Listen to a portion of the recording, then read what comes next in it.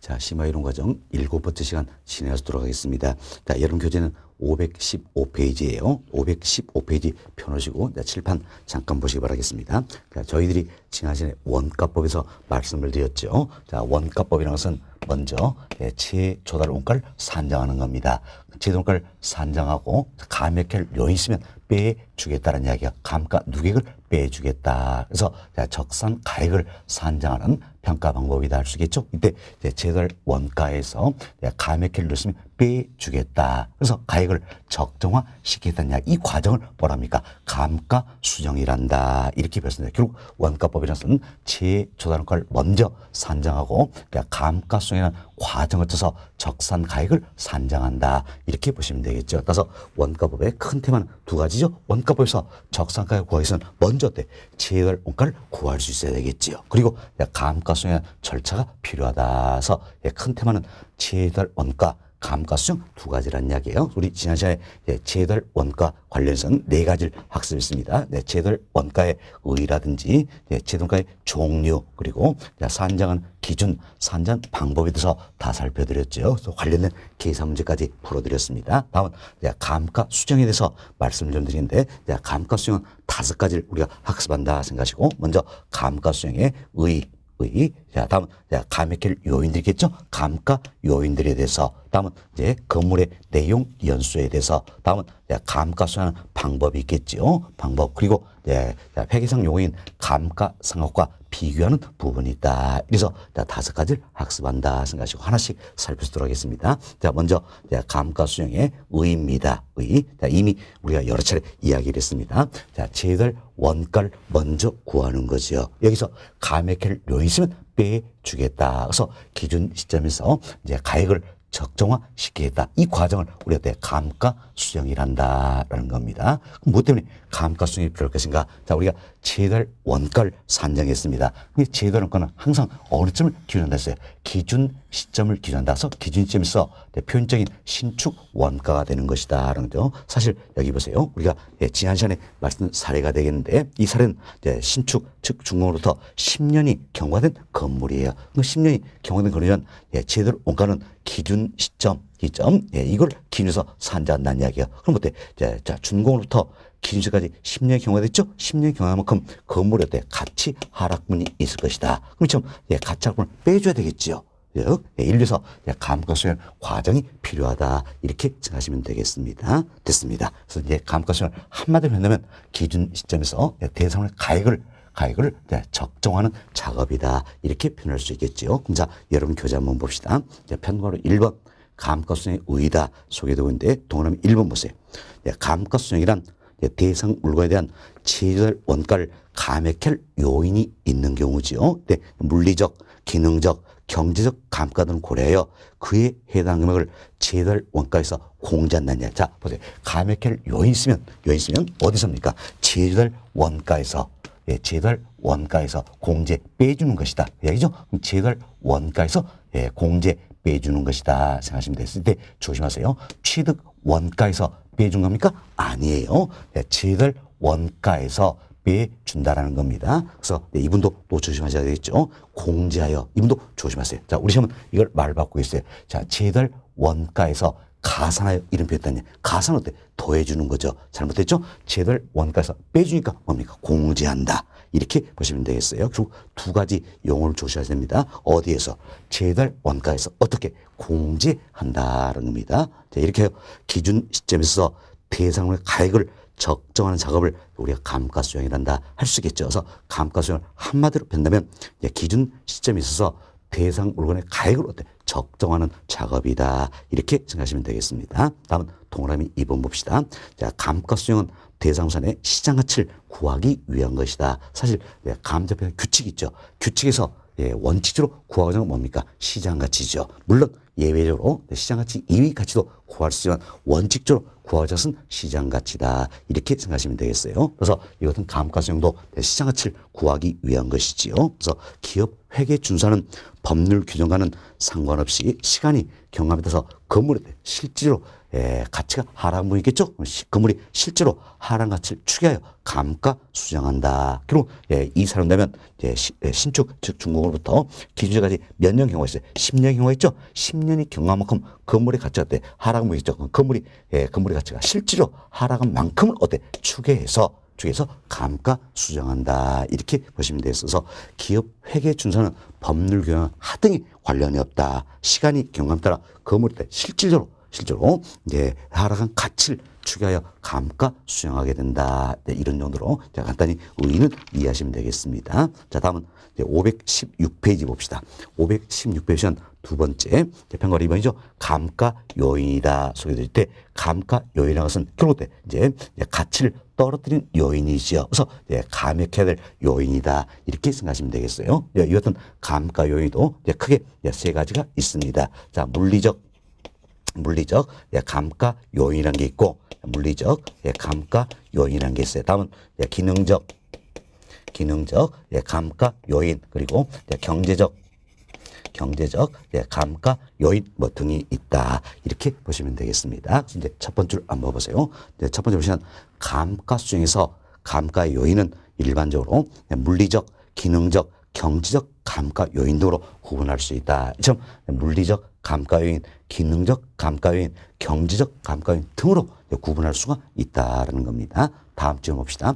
동일한 내용 뉴스의 부동산이라도 건축 방법, 관리 및 유지 상태 등에 따라 감가 정도는 어때? 달라질 수 있다는 것도 참고하시면 되겠어요. 그리고 이제 박스 내용입니다. 박스 보시면 물리적 감가 요인, 기능적 감가 요인, 경제적 감가 요인, 여기는 구체적인 설명이 되겠는데, 먼저 물리적 감가 요인입니다. 물리적 감가 요인은 대상 부동산의 물리적인 상태가 어때? 악화된다. 참 물리적 상태가 악화되어서 가치의 손실이 있다는 이야기예요. 그러면 감가의 대상이 되겠죠? 이때 적용된 게 물리적 감가 요인이다. 이렇게 보시면 되겠습니다. 다음 기능적 감가 요인이라는 게 있어요. 기능적 감가는 대상선 자체적으로 제 기능을 다하지 못하더라라는 겁니다. 이처럼 제 기능을 다하지 못한다. 기능의 진부화 이로 인해서 대상선의 가치의 손실이 발생할 수 있다. 이때 감가의 대상이 되겠죠. 이때 적용되는 게 기능적 감가다. 이렇게 생각하시면 되겠습니다. 다음 경제적 감가 요인이라는 게 있어요. 경제적 감가는 대상선 자체는 하등에 관련이 없다는 이야기예요. 하등이 관련 없이 외부 요인과 맞지 않아서 가치의 손실이 발생한 경우가 있다. 이때도 감가의 대상이 된다. 이때 적용되는 게 경제적 감가다. 이렇게 생각하시면 되겠습니다. 이렇게 해주고 사례 통해서 이 중에 어디에 해당하는지 구분이 좀 될 수 있어야 된다는 겁니다. 자, 그럼 여러분 교재 한번 보세요. 요즘 박스에 동그라미 1번입니다. 동그라미 1번 물리적 감가 요인에 대한 설명이다 할 수 있겠지요. 물리적 감가 요인이다. 첫 번째 보세요. 물리적 상태 변화에 따른 감가 요인이다. 결국 물리적 상태가 악화한다면 가치 손실 발생하겠죠. 이때 적용되는 게 물리적 감가다 생각하시고, 동안의 기억본 봅시다. 시간의 경과로 인한 소모 노화다. 지금 시간이 경과되면서 이 대상산이 노화되더라는 이야기예요. 그래서 물리적 상태가 악화된다. 가치 손실이 발생하겠죠. 이때 적용되는 게 물리적 감가다. 이렇게 보시면 되겠습니다. 다음 한번 보세요. 사용으로 인한 파손, 마멸, 훼손이다. 어때? 부동산을 사용함으로 인해서 파손되고 마멸되고 훼손될 수 있겠죠? 이래서 물리적 상태가 악화가 되더라. 그래서 가치의 손실이 발생한다. 그럼 감가의 대상이 되겠죠? 이때 적용되는 게 물리적 감가다. 이렇게 보시면 되겠습니다. 다음 디귿번 보세요.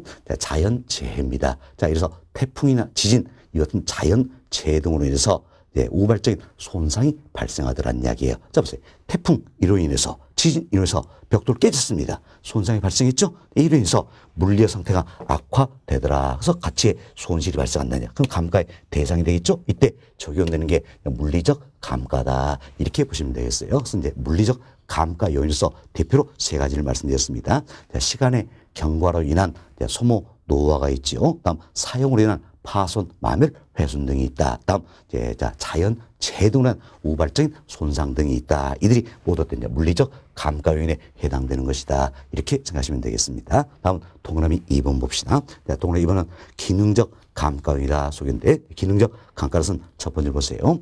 기능적 효용 변화에 따른 감가 요인이다. 결국 대상산 자체적으로 제 기능을 다하지 못하더라. 기능의 진보와 이로 인한 가치 손실이다. 이렇게 생각하시면 되겠습니다. 몇 가지 사례 말씀드립니다. 먼저 기억 보세요. 건물과 부지의 부적합이다. 자, 이분도 우리 여러 차례 이야기했던 내용이 되겠죠. 우리가 이런 사례 봅시다. 자, 이처럼 건물이 있고요. 건물이 있고 부지가 있다라는 이야기예요. 그래서 부지 면적은 넓은 데 비해서 건물의 건축 면적이 어때? 지나치게 협소하다라는 겁니다. 그럼 어때? 예, 이때는 건물과 부지가 어울립니까? 어울리지 않습니까? 어울리지 않는다. 이걸 어때? 건물과 부지의 부적응이다. 이렇게 표현하고 이때 이 건물이 제 기능을 다한다. 할 수 있어요? 없어요? 없죠? 없죠. 그럼 이제 기능의 진보와 이로 인한 가손실이 발생한다. 따라서 어디 합니까? 기능적 감가 요인에 해당한다. 이렇게 보시면 되겠습니다. 다음 리음은 보세요. 설계, 설비의 불량이다. 그럼 보세요. 이 같은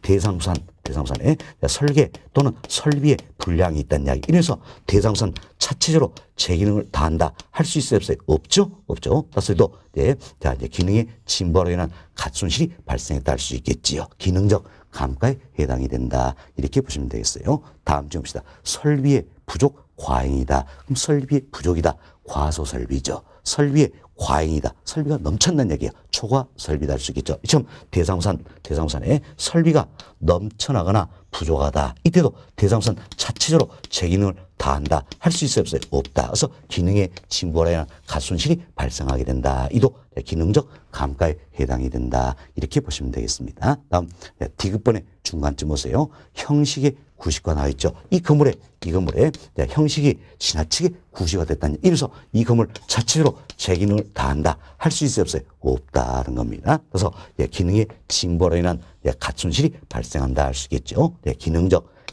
감가 요인 여기에 해당이 된다. 이렇게 생각하시고 이것은 기능적 감가다. 이는 이제 가격 또는 가치의 제 원칙에서 균형의 원칙과 관련되시죠. 기능적 감가의 이론적 근거된 가격 원칙이 뭐였습니까? 균형의 원칙이다. 이렇게 생각하시면 되겠습니다. 다음 그 아래 칸 봅시다. 동으로 3번 경제적 감가이다 속였는데 두 번째 맨 끝부분 보세요.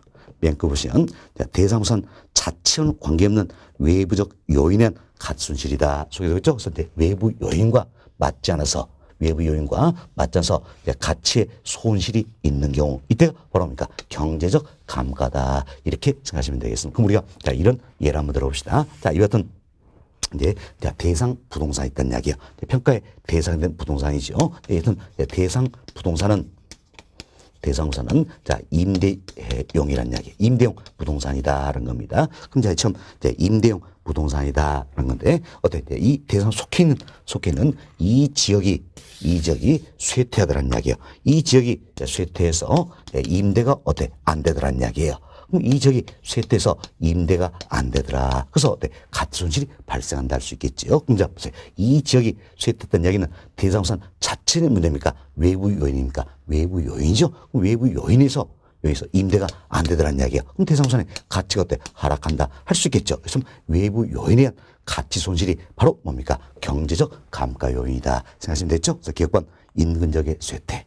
2번 대상부산의 시장성 저하다. 인근적이 이처럼 대상 속해 있는 이 지역이 쇠퇴하면서 시장성이 뚝 떨어졌다. 임대가 안 된다. 다 외부 요인한 가치 손실이 되겠죠. 경제적 감가 요인이 된다 생각하시고 대번 인근 환경과의 부적합이라는 이야기야. 그럼 대상부산과 주변에는 건물들과 어울리지 않는다라는 겁니다. 이도 대상부산 자체의 문제입니까? 외부 요인한 겁니까? 외부 요인이 한다. 이래서 가치 손실되면 감가의 대상이 되겠다. 이때 적용되는 게 경제적 감가다. 이렇게 보시면 되겠습니다. 자, 이것은 경제적 감가 요인이다. 이는 가격 재원칙 중에 적합의 원칙과 관련이 되어 있다. 그래서 우리가 배웠습니다. 기능적 감가의 이론적 근거되는 가격 원칙은 뭡니까? 균형의 원칙이었지요. 다음 경제적 감가의 이론적 근거되는 가격 원칙은 뭡니까? 대표로 적합의 원칙 들어볼 수 있다. 이렇게 생각하시고 특히나 여기서는 여러분들이 기능적 감가 요인과 경제적 감가 요인 이 두 가지를 잘 구별할 수 있어야 되겠습니다. 이 두 가지를 잘 구별할 수 있는데 기능적 감가는 뭡니까? 대상부산 자체적으로 제 기능을 다하지 못해서 가치 손실이 오는 경우죠. 경제적 감가 요인은 대상부산 하등에 관련했다. 외부 요인과 맞지 않아서 가치의 손실이 오는 경우다 생각하시고, 자, 우리 몇 가지 사례를 말씀드렸습니다. 먼저 건물과 부지의 부적합이다. 설계, 설비의 불량이 있다. 다음, 설비가 넘쳐나거나 부족한 경우, 형식이 지나치게 구시가 되었다. 모두가 어디 합니까? 기능적 감가 요인에 해당한다 할 수 있겠죠. 다음, 자, 인근적이 쇠퇴했습니다. 그래서 대상산의 시장성이 뚝 떨어졌다는 이야기예요. 다음, 인근 환경과 어울리지 않더라. 이는 모두가 어때? 외부 요인은 가지고 되겠죠. 어디 합니까? 경제적 감가 요인에 해당한다 생각하시고, 이것은 기능적 감가 요인과 경제적 감가 요인, 이걸 잘 구별을 좀 해 놓으시기 바라겠습니다. 그래서 저희들이 이제 두 번째로 감가 요인 다 말씀을 드렸고, 다음은 이제 내용 연수입니다. 건물의 내용 연수다. 쉽게 생각하면 건물의 내구연한 수명이다. 이렇게 생각하시면 되겠죠. 그래서 평균 3번 첫 번째를 보세요. 자, 건물이 유용성을 지속할 수 있는 내구연한 수명을 우리가 내용 연수다. 이렇게 표현하는 겁니다. 또 1번. 자, 이것은 내용 연수에도 물리적 내용 연수, 기능적 내용 연수, 경제적 내용 연수, 법정 내용 연수 등이 있다 생각하시고, 이대로 여러분들이 물리적 내용 연수와 물리적 내용 연수와 경제적 내용 연수, 이 두 가지만 이해 좀 되시면 되겠습니다. 이때 물리적 내용 연수는 이래 생각하세요. 자, 이 건물을 정상적으로 관리한다는 얘기예요. 이 건물 정상적으로 관리했을 때 물리적으로 존속 가능한 기간이 물리적 내용 연수예요. 그래서 이제 물리적 내용 연수가 여기서 60년입니다. 60년이면 이 건물을 정상적으로 관리했을 때 어때? 60년 동안 존속 가능하다는 이야기야. 그럼 60년이 경험하면 어때? 이 건물 헐리고 없다. 쉽게 이렇게 생각하시면 되겠습니다. 이처럼 건물 정상적으로 관리했을 경우 물리적으로 존속 가능한 기간을 우리가 물리적 내용 연수다 이렇게 표현하고, 경제적 내용 연수는 경제적인 유용성이 지속되는 기간이다라는 겁니다. 그래서 이제 이 건물이 임대용 부동산이에요. 그럼 어때? 임대용 부동산이니까 자, 임대가 가능한 기죠. 물론 정상이율 얻을 수 있어야 되는 거예요. 정상이율도 얻지 못한다면 경제적 유용성이 있어야 없다는 얘기죠. 정상이율을 얻으면서 임대 가능한 기간이 있다는 이야기예요. 이게 바로 경제적 내용 연수다. 이렇게 생각하시면 되겠어요. 그래서 경제적 내용 연수는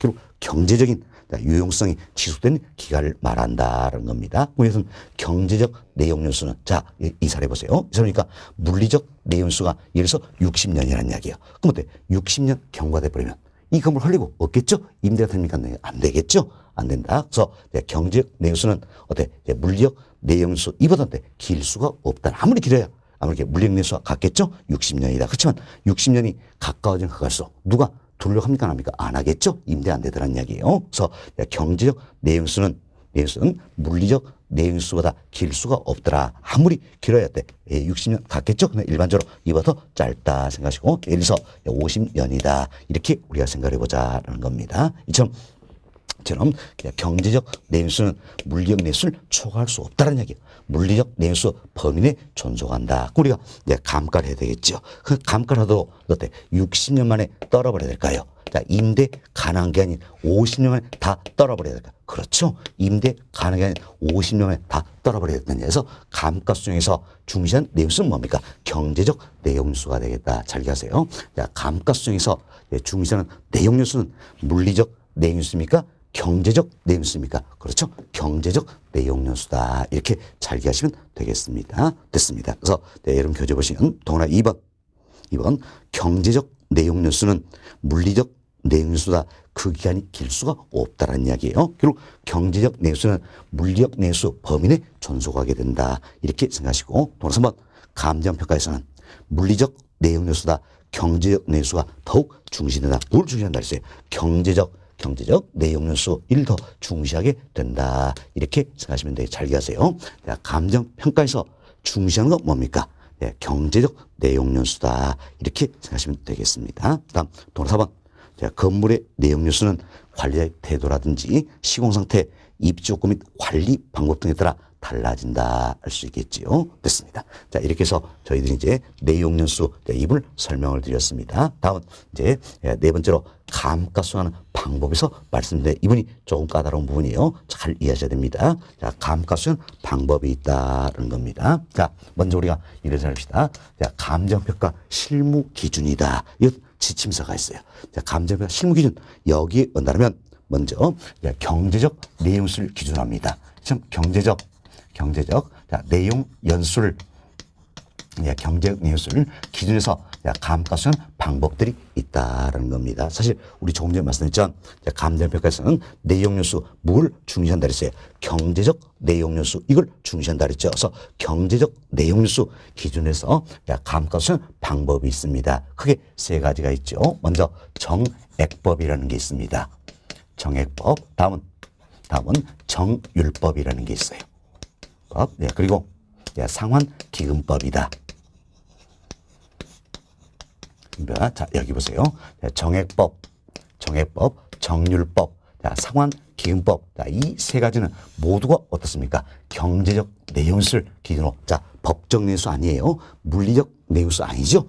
경제적 내용수를 기준해서 감가수는 방법이다. 그래서 경제적 내용수 기준에서 감가수 방법 세 가지가 있다. 뭐가 있습니까? 정액법, 정률법, 상환기금법이 있다는 겁니다. 좀 경제적 내용수를 기준해서 감가수 방법, 정액법, 정률법, 상환기법 이 중에서 대상 건물에 가장 적합한 방법을 적용해야 한다. 이렇게 감정평가 실무 기준은 규정을 하고 있다는 겁니다. 자, 예를 들어서 정액법, 정률법, 상환기법 이 중에서 이 건물에 가장 적합한 방법이 정액법이라는 이야기예요. 그럼 정액법 여기에 따라서 감가수면 된다는 겁니다. 그렇지만 자 보세요. 정액법에 따라서 감가수 했어요. 그렇지만 감가수이 적절하지 않다는 이야기예요. 이때는 어떻습니까? 이때는 관찰 감가 등으로 조정하거나 다른 방법을 적용할 수가 있다는 겁니다. 그래서 다른 방법 중에 대표적인 게 분해법이라는 게 있어요. 분해법은 다른 말로 내구성 분해 방식이다. 이렇게도 표현되는 겁니다. 내구성 분해 방식이다. 그래서 이 흐름을 잘 이해하셔야 됩니다. 먼저 경제적 내용수 기준으로 감가수는 방법이 있더라. 세 가지 있죠? 뭐가 있습니까? 정액법, 정률법, 상환기금법이 있다. 이 셋 중에서 대상 건물에 가장 적합한 방법을 적용한다라는 겁니다. 자, 예를 들어서 정액법이 가장 적합했다. 그럼 정액법 적용해서 감가수는 된다는 이야기예요. 그렇지만 정액법 적용해서 감가수용 결과 적절치 않다는 이야기예요. 이때는 어때? 정률법이 합니까? 아니란 이야기예요. 이때는 바로 뭡니까? 관찰 감가 등으로 조정하거나 다른 방법을 적용할 수 있다. 이렇게 생각하시면 되겠습니다. 이 흐름을 먼저 이해하시고, 자, 내용수 기준으로 감가수법 세 가지, 정액, 정률, 상환기법이 있죠. 다음 또 감가수 방법 뭐가 있습니까? 관찰 감가법, 분해법 등이 있다. 그래서 정액법, 정률법, 상환기금법, 관찰 감가법, 분해법 다 뭡니까? 감가수용하는 하나의 방법이다. 원가법에서 감가수용하는 하나의 방법이 된다. 이렇게 생각하시면 되겠습니다. 자, 그럼 먼저 이분부터 살펴봅시다. 관찰 감가법이에요.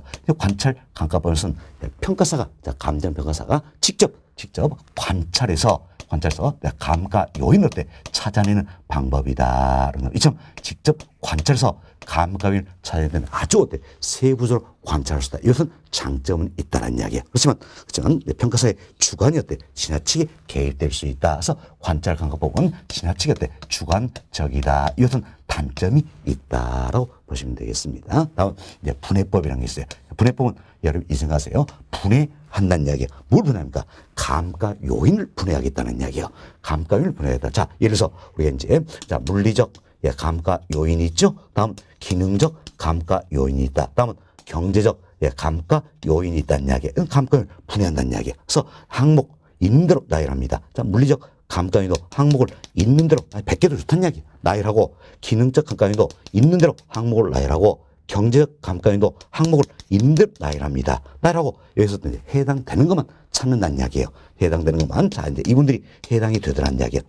이처럼 해당되는 것만 찾는다. 찾아서 이것 금액으로 다 바꿉니다. 이걸 금액으로 다 바꿔서 전부 다 합해버리면 합해버리면 어떤지 감가 누계획을 산정할 수 있겠죠? 이렇게 해서 감가순환 방법이 바로 분해법이다 생각하시고, 분해법은 분해한다는 이야기. 뭘 분해합니까? 감가 요인을 분해하겠다 해서 원가법에서 감가 수정하는 하나의 방법이 되는 것이다. 이렇게 생각하시면 되겠습니다. 됐습니다. 자, 그래서 저희들이 이제 감가 방법 개괄적으로 설명을 드렸어요. 자, 이 내용이 여름교재 517페이지 상단의 편고로 4번 여기에 나와 있는 내용이 되겠습니다. 자, 동그라미 1번 보세요. 자, 동그라미 1번 보시면 경제적 내용수를 기준으로 한 정액법, 정률법, 상환기금법 중에서 이 되어 있죠. 결국 여기 있는 자, 정액법, 정률법, 상환기금법 이 세 가지는 모두 어때? 경제적 내용수를 기준해서 감가순 방법이다. 이렇게 생각하시면 되겠습니다. 이처럼 경제적 내용수를 기준으로 한 정액법, 정률법, 상환기금법 중에서 대상 건물에 가장 적합한 방법을 적용해야 한다는 겁니다. 이 중에 가장 적합한 방법을 적용한다. 그래서 정액법이 가장 적합하다. 그럼 어때? 정액법 적용한다 그랬죠? 예, 자, 그 다음 질문이에요. 이에 따른 감가수익이 적절하지 아니한 경우에 대해서 그럼 정액법 따라서 감가수익이 있다는 이야기. 그렇지만 예, 적절하지 아니하다. 이때는 어떤 것인가? 정률법 이런 게 아니라 그랬죠? 바로 뭡니까? 물리적, 기능적, 경제적 감가를 고려하여 관찰 감가도로 조정하거나 다른 방법에 따라 감가수익할 수 있다는 겁니다. 그래서 여러분들이 흐름을 잘 이해했나죠? 예, 경제적 내용수를 기준하는 정액법, 정률법, 상환기금법이더라. 이 중에서 대상 건물에 가장 적합한 방법을 적용한다 그랬습니다. 그래서 정액법이 가장 적합하다. 그럼 정액법 적용합니다. 적용 결과 감가수익이 적절하지 아니하다는 이야기예요. 이땐 어떻게 합니까? 바로 관찰가법으로 넘어간다 했어요. 관찰 감가 등으로 조정하거나 분해법 이처럼 다른 방법을 적용할 수가 있다. 이렇게 생각하시면 되겠습니다. 참 실무 기준에서 규정하고 있는 자 흐름을 잘 이해하시기 바라겠고, 다음 동그라미 2번 봅시다. 설명드렸죠. 관찰 감가법이란 대상 부동산에 대한 감가율을 감정평가사 직접 관찰하여 감가액을 구하는 방법이다라는 겁니다. 기억번 중간쯤 보세요. 세밀하게 관찰하는 장점이 있죠. 그렇지만 보세요.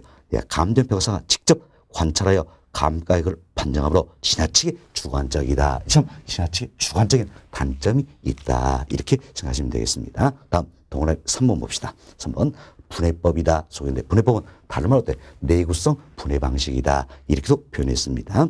분해법이란 대상 부동산에 대한 감가 요인을 물리적, 기능적, 경제적 감가 요인으로 세분하는 이처럼 물리적, 기능적, 경제적 감가를 세부적으로 분류한다는 이야기예요. 이에 대한 감가액을 각각 별도로 측정하고 이것을 전부 합산하여 감가액을 산출하는 방법이다. 이렇게 개념적으로 이해하시면 되겠습니다. 자, 여튼 감가수익 방법에도 여러 가지가 있다. 5가지 이야기 드렸어요. 먼저 경제적 내용수를 기준하는 3가지 방법이 있었죠. 정액법, 정률법, 상환기금법이다. 이외에도 관찰감가법, 분해법 등이 있다. 이들이 모두 어때? 원가법에서 감가 수행하는 방법이다. 이렇게 보시면 되겠습니다. 다음 동그라미 4번 한번 봅시다.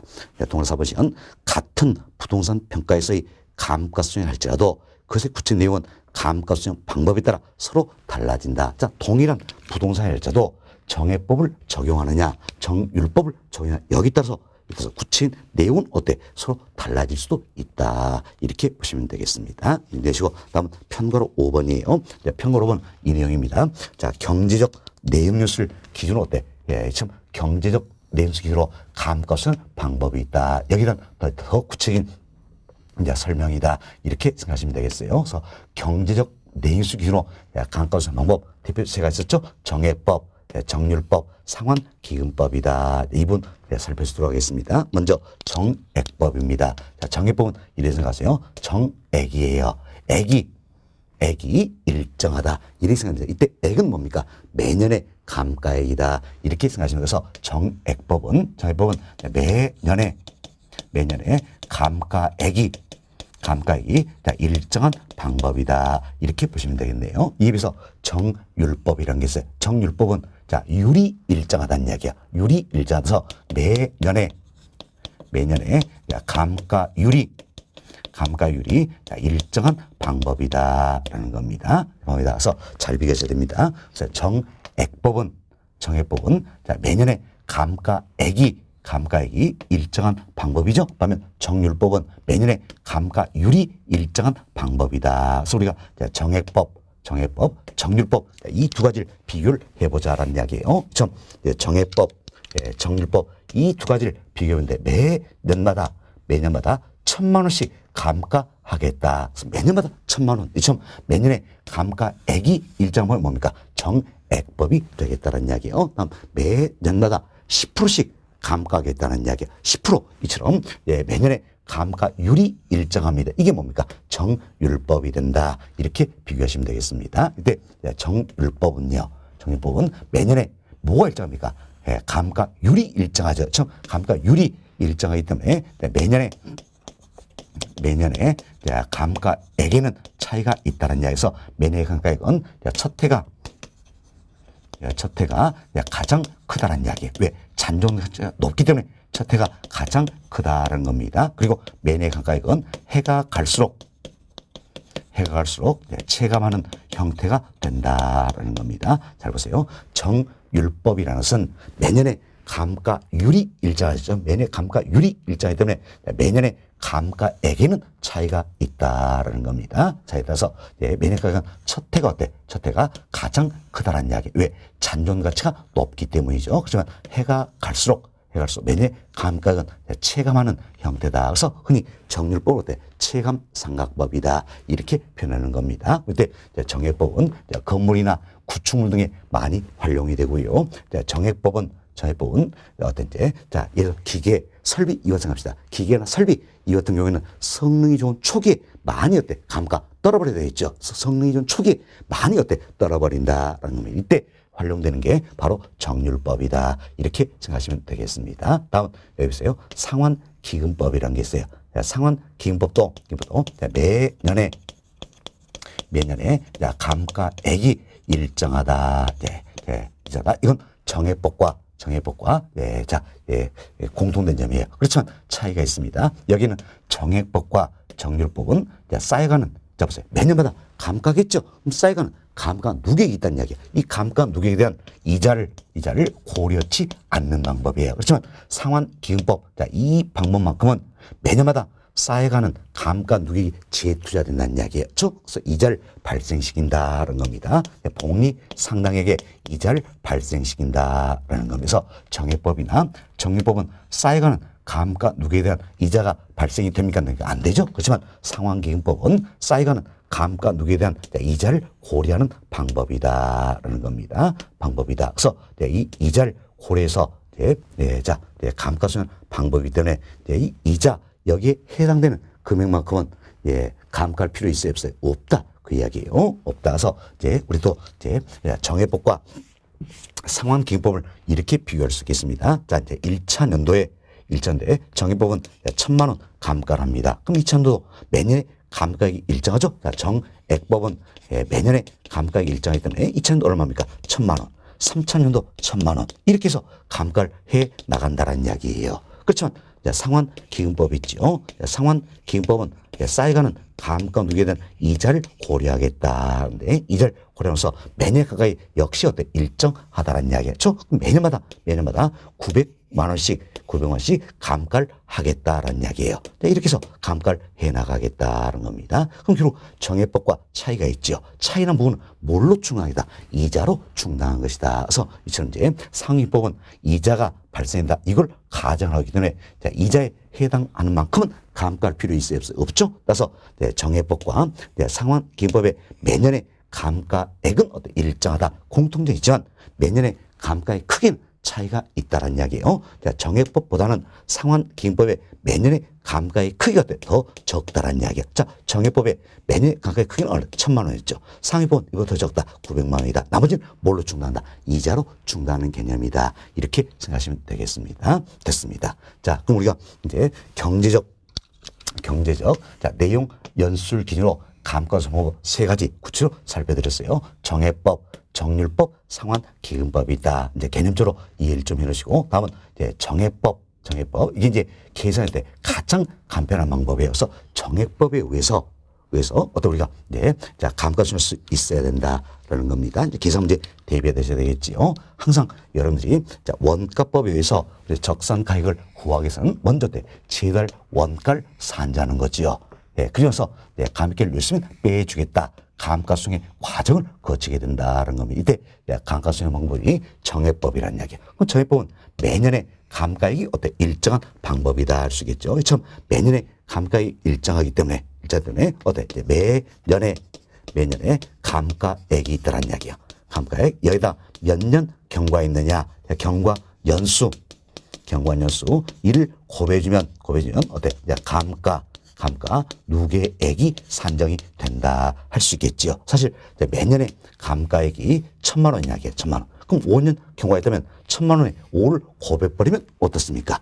감가 누계는 5,000만 원이다 알 수 있겠죠. 그렇죠? 매년에 감가액이 일정하기 때문에 여기에 경과 연수만 곱해주면 감가 누계액이 산정이 된다. 이렇게 보시면 되겠어요. 사실 정액법은 매년 감가액이 일정 방법이라고 했죠. 계산이 아주 간편합니다. 그렇지만 현실과 맞지 않는다는 그것은 비판도 있게 되는 겁니다. 사실 매년에 감가액이 예를 들어서 1,000만 원입니다. 그럼 이 건물이 매년마다 실질적으로 가치가 1,000만 원씩 하락할 것인가? 아닐 수도 있다는 이야기에서 현실과 맞지 않는다. 이것은 부분도 있더라. 그래서 정액법은 관찰 감가보통과 병용해서 많이 활용이 되고 있다. 이렇게 생각하시면 되겠습니다. 자, 그리고 이때 이제 우리가 매년에 감가액을 또 구할 수 있어야 되겠지요.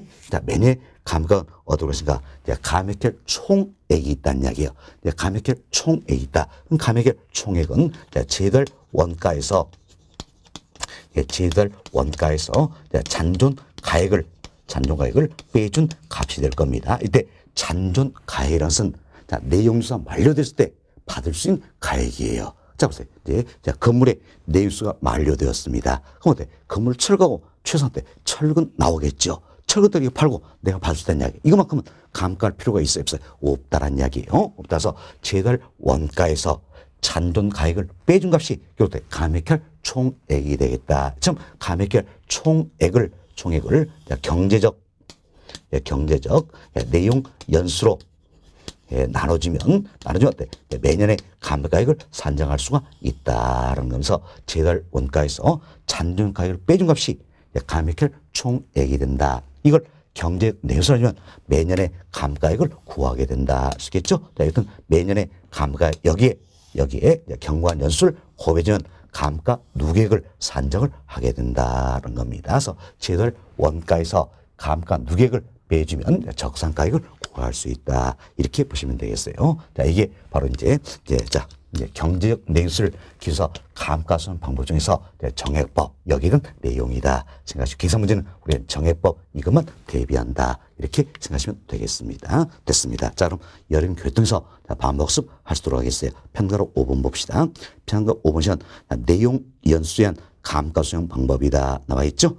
자, 먼저 동네 1번 정액법입니다. 자, 법은 매년에 감가액이 전 내용수 동안 일정하다 나와 있죠. 지금 매년에 감가액이 전 내용수 동안 일정하다. 그래서 액이 일정해서 뭡니까? 정액법이다. 이렇게 생각하시면 되겠습니다. 정액법이다. 자, 박스 보세요. 박스 보시면 정액법은 감가 수정에 의해서 우리가 적산가액을 구해보자. 먼저 제달 원가에서 감가액을 빼서 적산가액을 구해야 되겠죠. 이때 감가액은 어떻게 산정할 것인가? 정액법이니까 매년에 감가액이 일정하다 해서 매년에 감가액 여기에 경관연수를 곱해주면 어떻습니까? 감가 누계액이 산정이 된다는 거죠. 이때 매년의 감가액은 어떻게 가는 겁니까?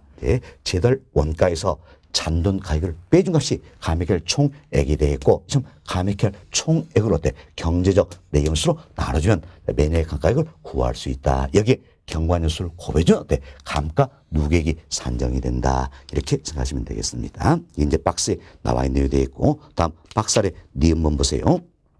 니은문은 정액법은 계산이 가장 간편한 방법을 했죠. 그러나 실제 감가와 일치되지 않는다는 단점이 있다는 이야기예요. 이래서 관찰 감가법과 병용하여 쓰인다 할 수 있겠죠. 2번 건물 구축물의 평가에 논리 적용되고 있다는 겁니다. 다음 동그라미 2번 봅시다. 정률법입니다. 정률법은 우리가 체감 삼각법이다 이렇게도 표현했죠. 뭐 됩니까?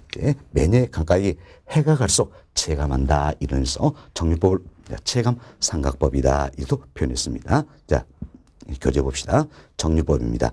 매년의 감가율이 전 내유수 동안 일정하다라는 이야기예요. 이처럼 매년의 감가율이 일정한 방법이 바로 뭡니까? 정율법이다. 이렇게 생각하시면 되겠지요. 자, 그리고 기억 보세요. 매년의 감가액은 되어 있죠. 참 매년의 감가율이 일정되네. 매년의 감가액은 차이가 있다는 이야기예요. 그래서 매년의 감가액은 첫 해가 가장 크고 해가 갈수록 체감한다. 설명됐죠? 첫 해가 가장 크고 해가 갈수록 어떻습니까? 체감한다. 그래서 이분도 정해법과 비교되셔야 됩니다. 자, 다시 한번 보세요. 자, 매년의 감가액이 일정한 방법은 뭡니까? 정액법. 자, 지금 저희는 정해법, 정률법 이 두 가지를 비교하고 있는 거예요. 이 둘 중에서 매년의 감가액이 일정한 정액법이죠. 매년의 감가율이 일정한 정율법이다라는 겁니다. 다음 매년의 감가액이 일정한 정액법이죠. 다음 매년의 감가액이 해가 갈수록 어때? 체감한다는 이야기예요. 이는 뭐가 됩니까? 정율법이 되겠다. 그래서 비교 잘 하시면 되겠습니다. 다음 디귿번 보세요.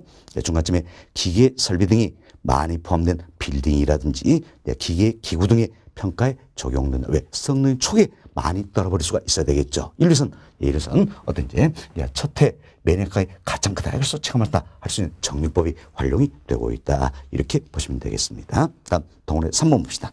3번 시간 상환 기금법이다 소개되는데 자, 건물 등 내연수가 만료한 때의 감가 누계 상당액과 그에 대한 복리계산의 이자 상당액을 포함하여 당해 내용수로 상환한 방법을 말한다. 결국 어떤지 이자를 고려하는 방법이 바로 뭡니까? 상환기금법이다. 이렇게 생각하시면 되겠습니다. 다음 기억본 보세요. 매년의 감가는 일정하므로 매년 일정의 만큼 감가하는 방법은 정해법과 동일하다. 그렇지만 매년의 감가의 크기는 차이가 있다 그랬지요.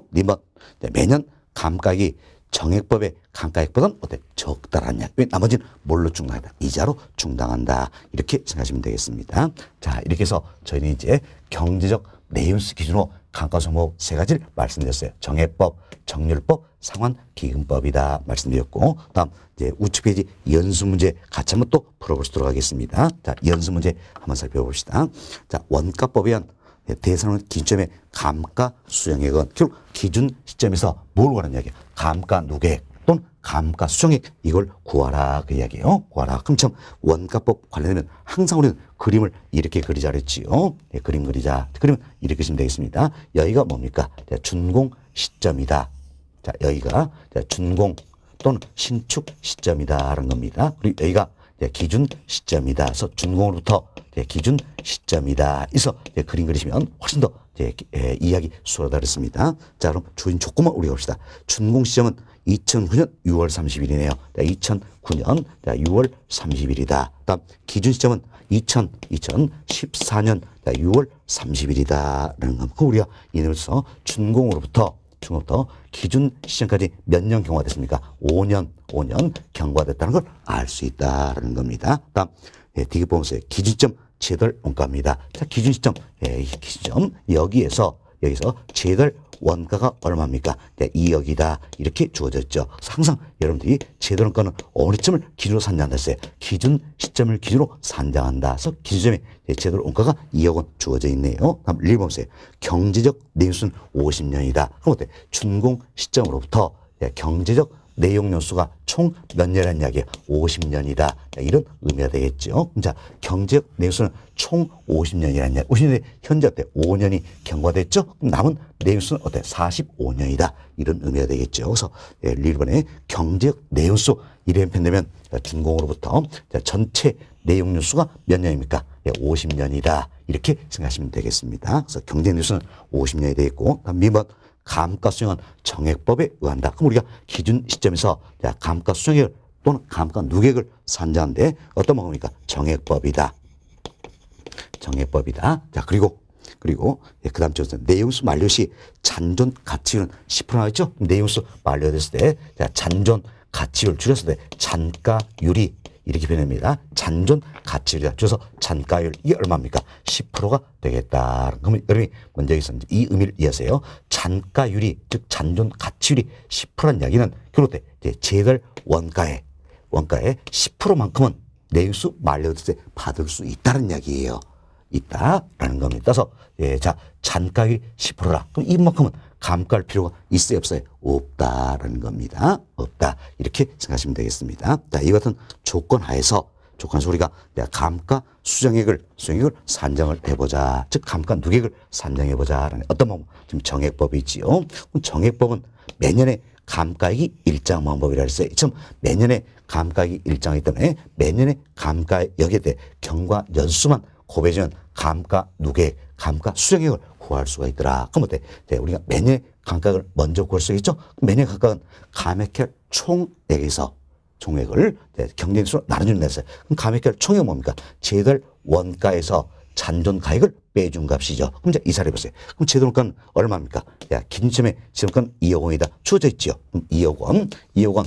여기에서 잔존 가액을 빼주자는 이야기야. 잔존 가액이 얼마입니까? 여기서 내용수 말렸을 때 잔가율이 10%라고 했어요.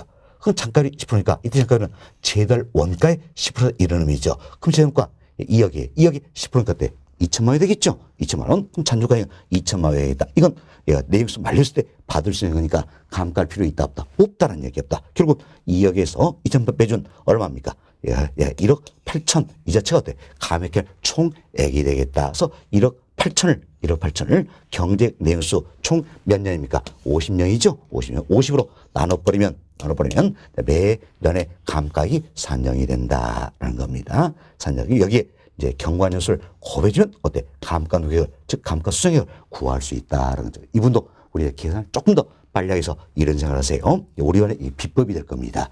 비법이 되는데 이분도 이런 생각하세요. 자, 잔가율이 10%라면 10% 이것만큼은 감가할 필요가 있다 없다? 없다라는 이야기예요. 그럼 결국 제달 원가의 몇 프로만 감가하면 되겠어요? 자, 10% 감가할 필요 없으니까 제달 원가의 90%만 감가하면 되겠다. 이게 감액할 총액이죠. 그럼 제달 원가 2억에 90%니까 얼마입니까? 1억 8천이다. 어때? 똑같죠? 얼른 이렇게 생각하시면 되겠어요. 그래서 여러분들이 잔가율이 10%도 주어지면 제달 원가의 10%만큼은 내용수 만료될 때 받을 수 있기 때문에 감가할 필요 있다 없다? 없다는 거야. 그럼 제달 원가의 얼마만?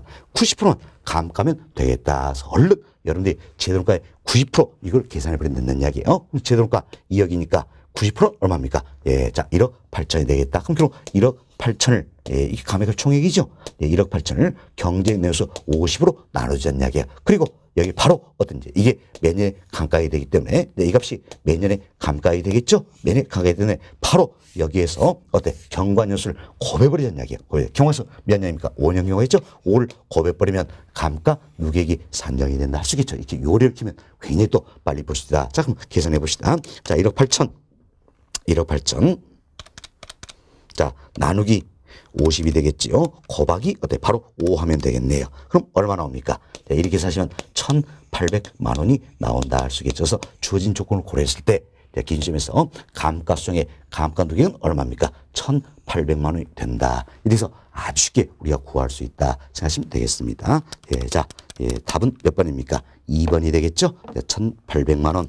자, 우리 산냈죠? 1,800만 원이다. 답은 2번이다. 이렇게 보시면 되겠습니다. 자, 이렇게 해서 우리가 이제 감가수정 방법 설명을 다 드렸고, 계산 문제도 그때 대비해서 풀어보았다라는 겁니다. 우리 시험은요, 계산 문제가 어렵게만 나오는 건 아니에요. 이와 같은 연수의 유형도 때 우리 시험에 지금 어때? 한 3차례 정도 출제가 된 거, 2차례 출제가 됐네요. 2차례 출제돼. 이때 어때? 숫자만 바뀌는 겁니다. 그렇죠? 요령만 잘 익히시면 어렵지 않다. 이렇게 생각하시면 되겠습니다. 다음 편가로 6번이에요.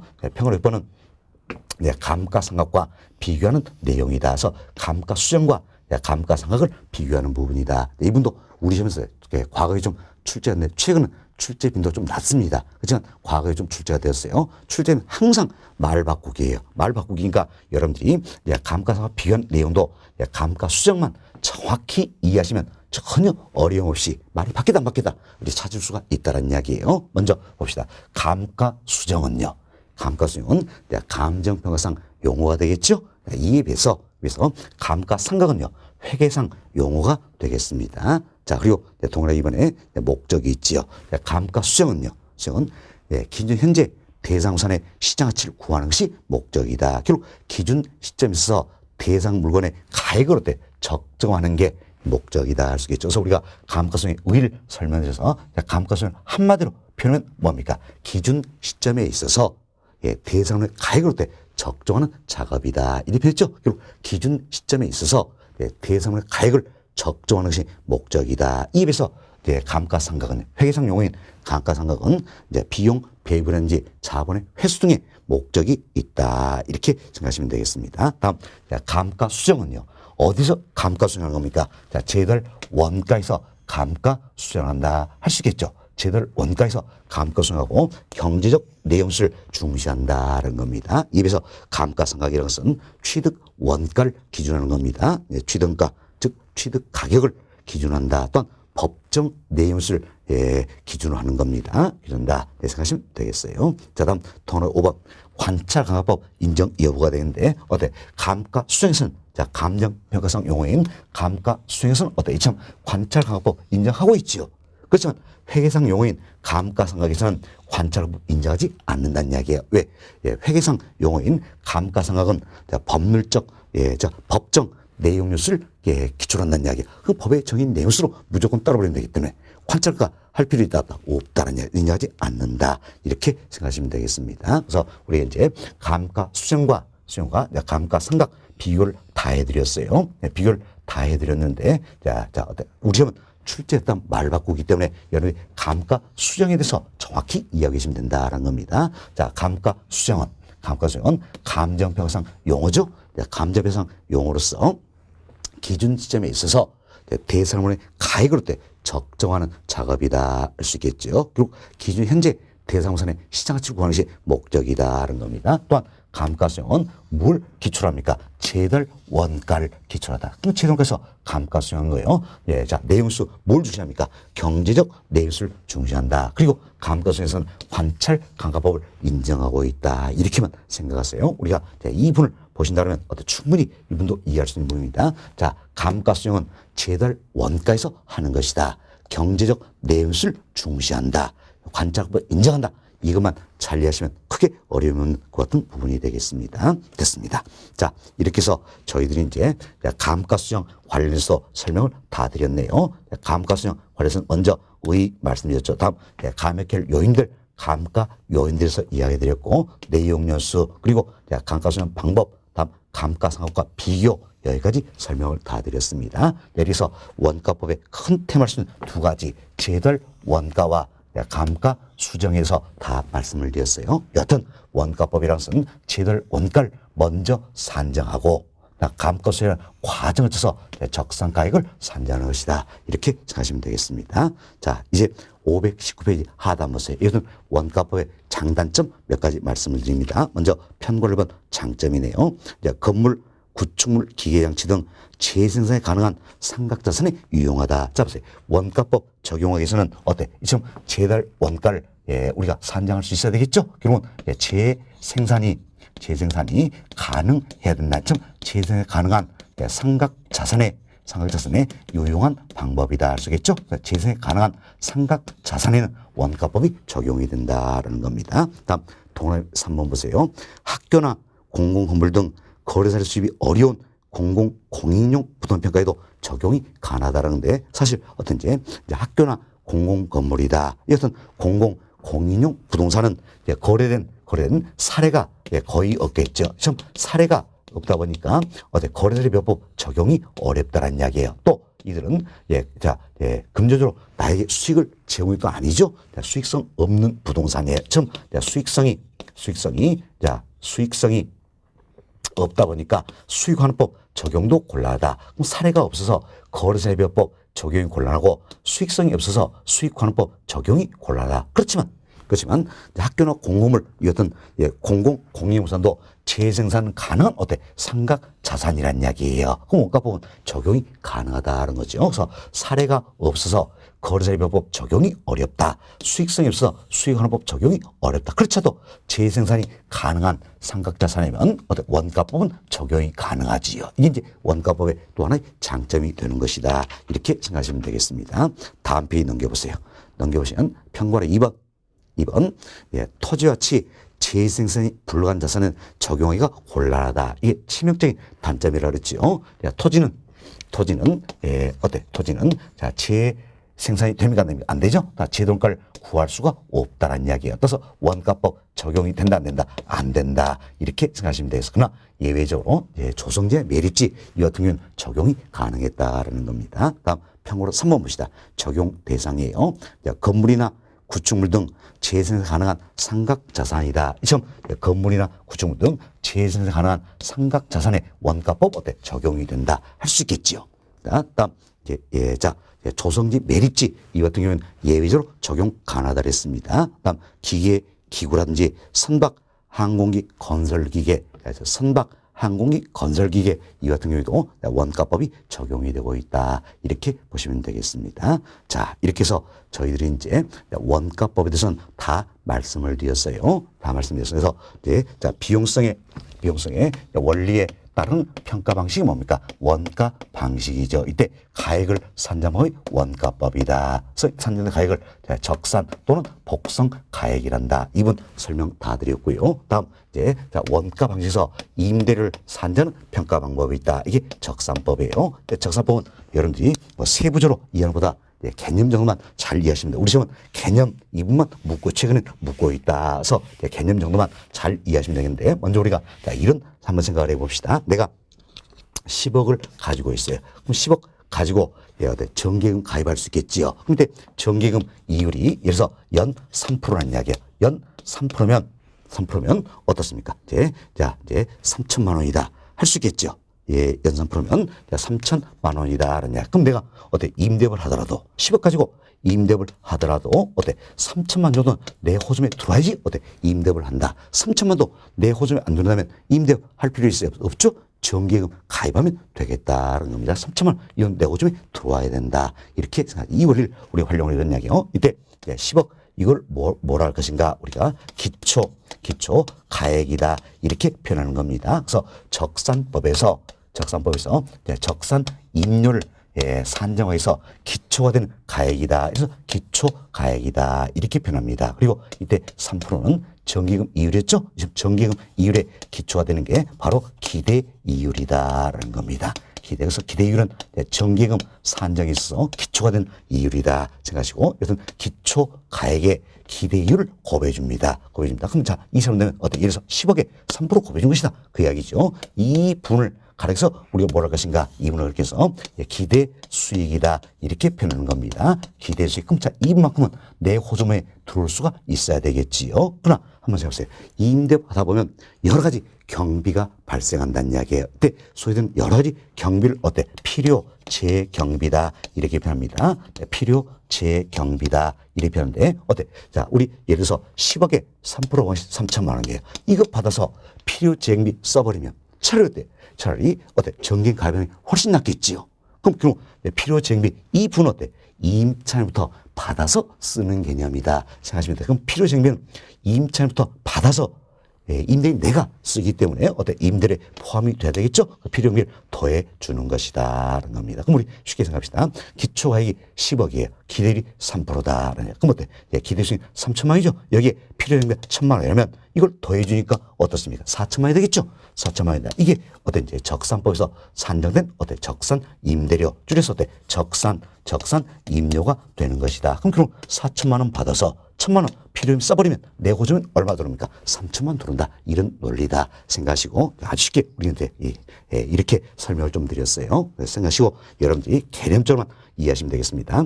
자, 이제 원가 방식에서 임대료 산정 평가하면 뭡니까? 적산법이다. 그래서 적산법에서는 먼저 기초 가액이라는 게 있죠. 적산 임료를 구하기 위한 기초되는 가액이에요.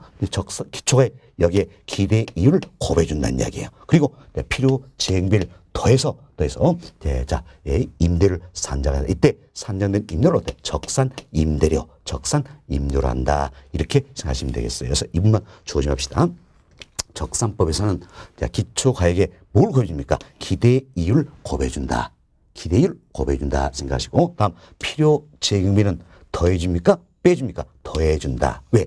임차부터 받아서 쓰는 개념이니까 더해준다. 이걸 조심해야 되겠어. 기대 이율을 곱해주고 필요 재경비를 어때? 더해준다. 이 두 가지를 조심을 하시면 되겠습니다. 자, 그래서 이 정도만 이해하시면 되겠어요. 이제 여러분 교재 보겠습니다. 520페이지예요. 자, 2번 챕터 적산법이다 나와 있죠? 2번 챕터 적산법 옆에다가는 자, 별표 4개 해놓으시고 이 정도만 우리가 살펴보자라는 겁니다. 첫 번째 보세요. 적산법이란 대상 물건의 기초가액의 기대 이율을 곱하여 이렇게 되어 있죠. 이처럼 기초가액에 뭘 곱해줍니까? 기대 이율을 곱해준다는 이야기예요. 곱해준다. 그래서 산정된 기대 수익에 그러면 기초가액의 기대 이율을 곱해서 산정된 이 값을 뭐라고 했습니까? 기대 수익이다. 이렇게 표현하고 있다는 이야기예요. 여기에 대상물을 계속하여 임대한테 필요한 경비, 이게 필요재경비죠. 필요경비를 더하여 그랬죠? 더하여 대상 물건의 임대를 산정하는 감정평가 방법을 말한다는 겁니다. 그래서 적산법에 따라 산정된 임대를 뭡니까? 적산 임대료. 그래서 적산 임료로 한다는 겁니다. 그래서 박스 보세요. 박스 보시면 기초 가액에 뭘 곱했습니까? 기대 이율을 곱해줬지요. 그리고 필요 재경비를 어때? 더해줘서 적산 임료를 산정하게 된다. 그래서 박스에서 동행 두 군데 쳐주시면 되겠습니다. 뭘 곱해줍니까? 기대 이율을 곱해준다. 다음 필요 재경비는 더해줍니까? 빼줍니까? 더해준다. 이 두 가지 조심을 좀 해보시면 되겠어요. 자, 이렇게 해서 저희는 적산법은 의의만 이해하시면 되겠습니다. 이런 게 적산법이다. 의의만 이해하시면 되겠어요. 그래서 저희들이 이제 원가 방지에서 가액을 산정하는 원가법, 임대료 산정 적산법 설명을 다 드렸습니다. 이번 시간은 여기까지 설명드리고 다음 시간에 간단히 어때? 지하시험 출제했죠? 예제 한번 풀어주도록 하겠습니다.